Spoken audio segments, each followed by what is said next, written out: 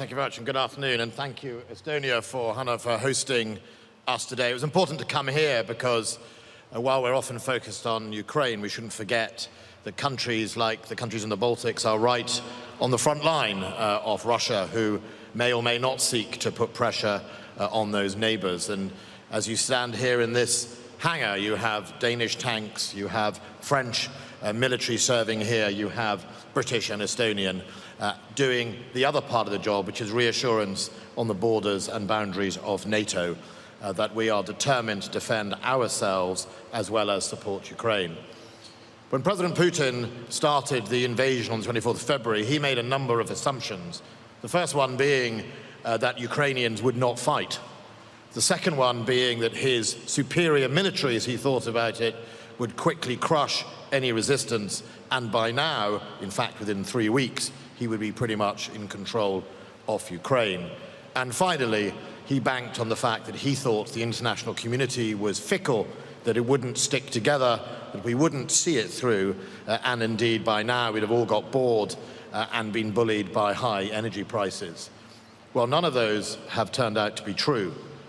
2023 is about demonstrating to Putin that that last point, the point that the international community isn't fractured, that the international community is more than ever determined to stand by Ukraine to see it through.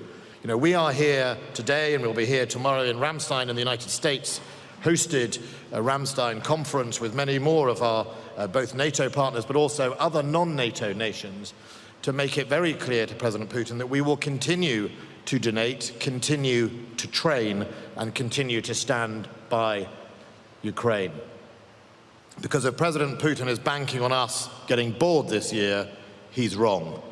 We will plan for this year and next year and the year after and beyond. And as the Prime Minister of Finland, I think, referenced yesterday, this is for the long haul. We're in it for the long haul.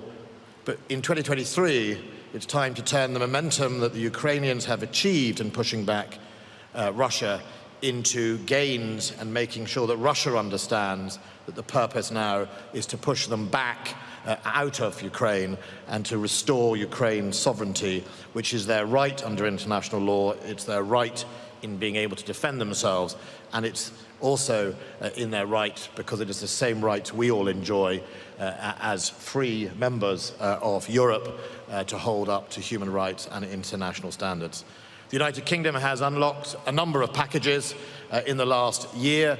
We're going further. Beginning of this week, I announced to Parliament that we will send a squadron of Challenger 2 main battle tanks to Ukraine. We will send at least 3 batteries of AS-90 155 long-range deep-fire artillery.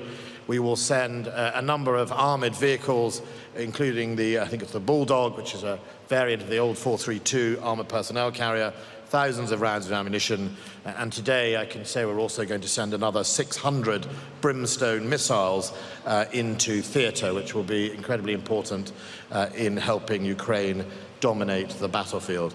We'll be working tomorrow with obviously the United States and others to make sure that this package is put into Ukraine in the right way, that it enables Ukraine, and underlying all of that is the enduring training package that we are all engaged in around not only Europe but also in the United Kingdom.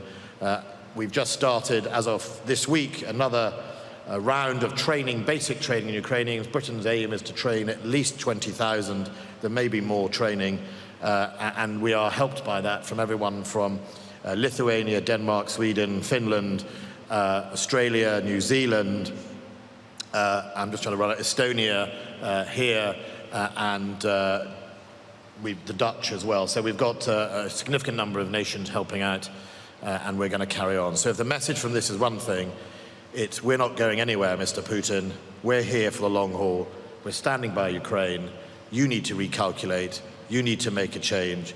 You need to leave Ukraine, return it to its sovereign borders, and uphold the international law that you say you respect. Thank you.